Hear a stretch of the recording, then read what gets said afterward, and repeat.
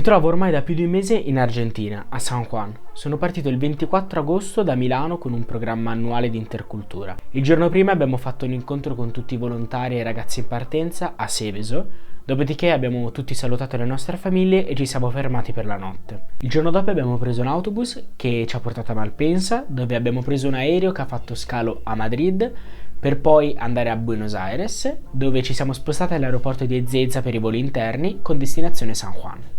Prossimo destino? San Juan! Dopo circa 30 ore di viaggio sono stato accolto dalla mia famiglia, che mi ha subito portato alla festa di pensionamento di un'amica. La scena era questa: io stremato a migliaia di chilometri da casa che dormo in piedi e intanto questo.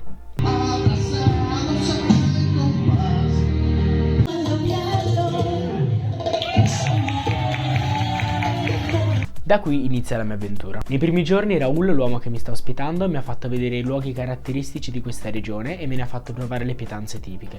Ho avuto la fortuna di finire in casa con un esperto della cucina argentina.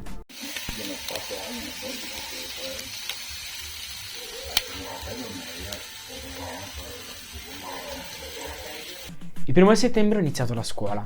Sono nel quinto anno di un corso di economia. Qua hanno 6 anni di scuola primaria e 6 di scuola secondaria, non hanno la scuola media, però questo può cambiare. Essendo un indirizzo diverso da quello che facevo in Italia, hanno materie totalmente diverse, come contabilità e amministrazione. Ciò chiaramente toglie del tempo ad altre materie come matematica, in cui ora stiamo facendo Ruffini, che io ho visto in prima, seconda. Tornando al primo giorno di scuola, prima di tutto abbiamo fatto la formazione, che è un momento in cui gli studenti si mettono in uniforme perfetta in fila davanti alla propria aula e assistono all'alzabandiera con la canzone dell'alzabandiera.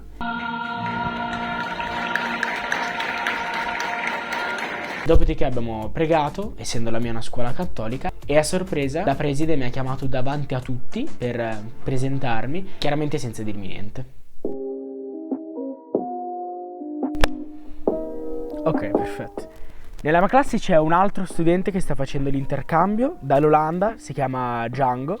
I nostri compagni ci hanno accolto abbastanza bene, ci hanno da subito invitato alle varie feste e uscite. Con l'inizio della primavera abbiamo festeggiato la settimana dello studente, che come più poliglotti di voi avranno già capito è la settimana dello studente. Abbiamo fatto gare tra tutti i corsi dell'istituto e addirittura si è tenuto un talent show. Quello è stato particolarmente divertente.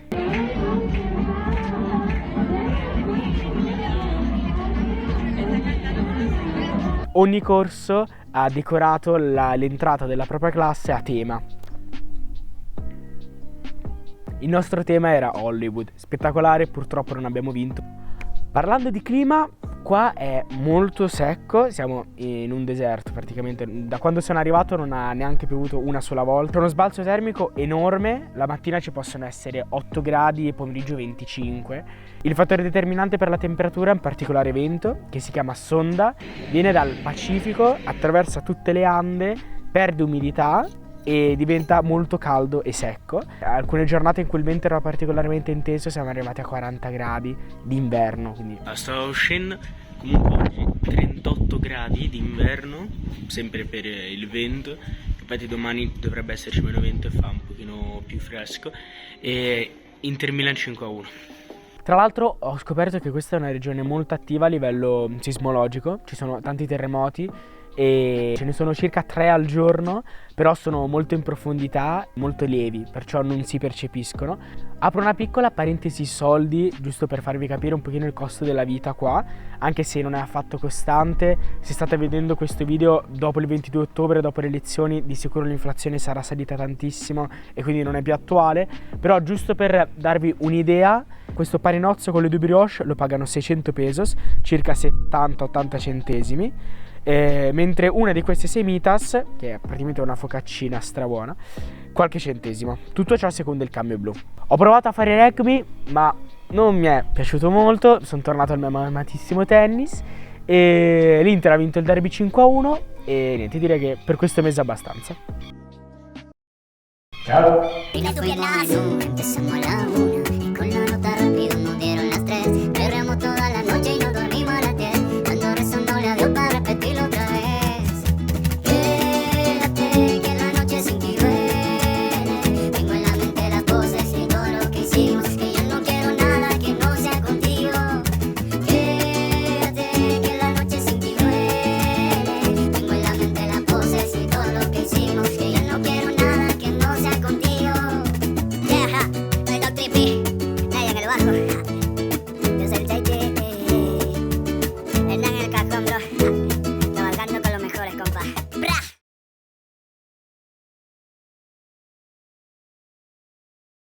saluta magari qualcuno che parte e che quindi guarda questo video per vedere come l'esperienza di qualcun altro.